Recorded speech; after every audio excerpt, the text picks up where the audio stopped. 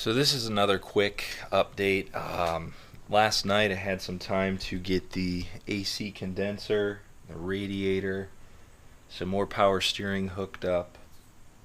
I feel like something else.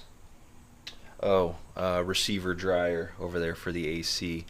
So moving right along, I left out stuff specifically so when I put the engine in, I wouldn't damage it, especially radiator, that sort of stuff. But yesterday, and this is really kind of freaked me out. Like, it was a stressful 20 minutes here in the garage.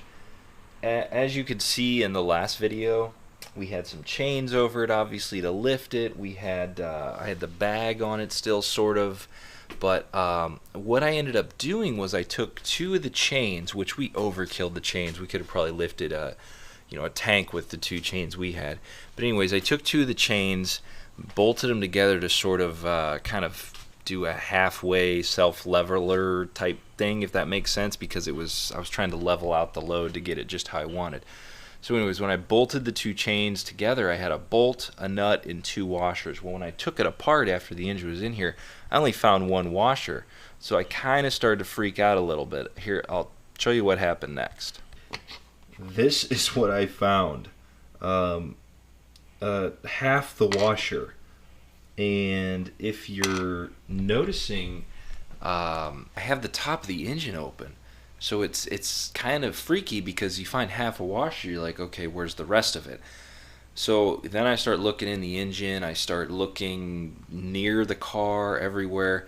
Really, it wasn't looking good. I was starting to freak out thinking, oh my gosh, I dropped part of this washer in the engine.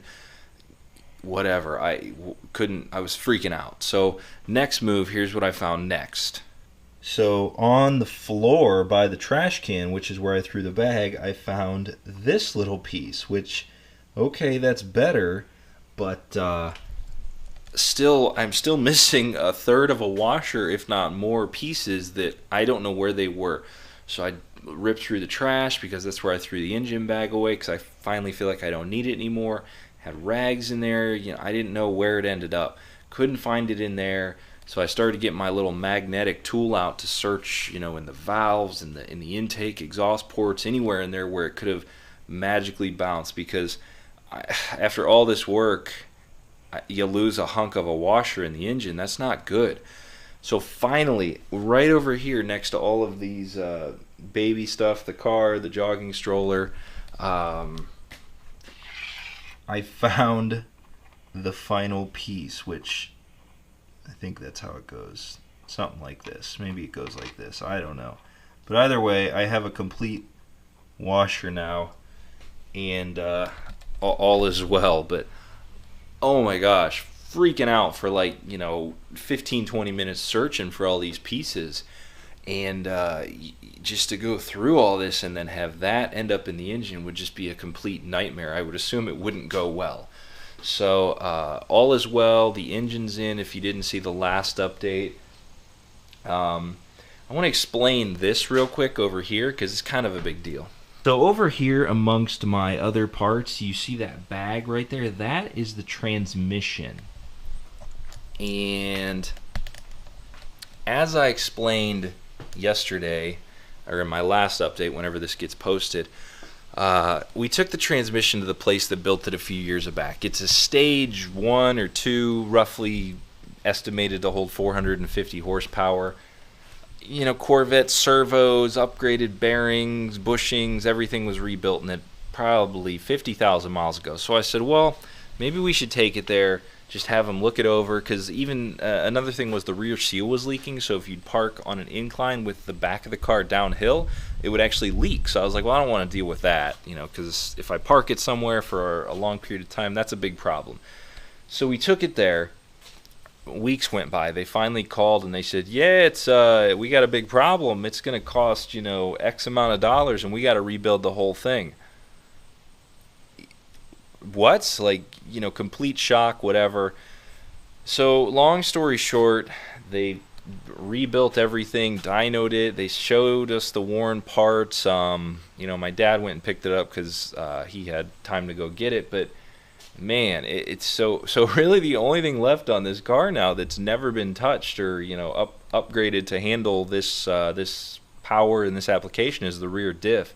So there might be a day coming here when you see me going in to get the rear diff redone or buying a new one or something. But yeah, in that bag right there is a fully dynoed rebuilt stage 2 transmission that's gonna go in here. Pretty exciting because it is like new. It looks brand new in the bag. So should be pretty awesome here when we get it going.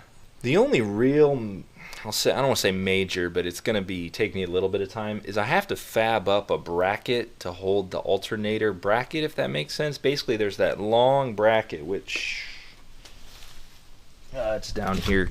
It's this long one right here. It normally goes to the exhaust manifold. It doesn't really fit on the clear image header there, so I'm going to fab up a way to just sort of attach it. Everybody says either leave it off, you're fine, and then you see people saying, well, if you leave it off, the brackets break, the alternator fails. So I'm going to at least get it so it's kind of holding and kind of giving something. So I have to do that. After I get that done, then I can figure out my wiring on this side so it looks all pretty like that side.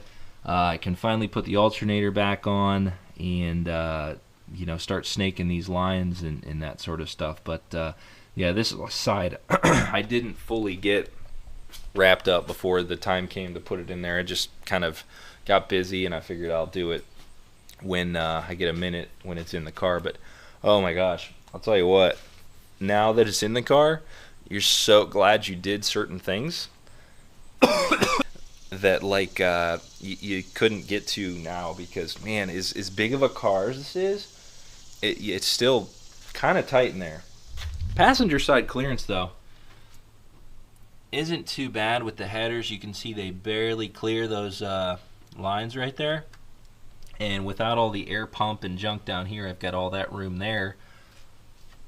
But this side with the AC compressor, idler, power steering, and then alternator, your passenger side, you're seriously limited. So that's the latest. I got a lot done last night. I stayed up pretty late just plugging along, putting things on. It's easy once you start getting new parts and just going backwards, putting it back together. So more to come.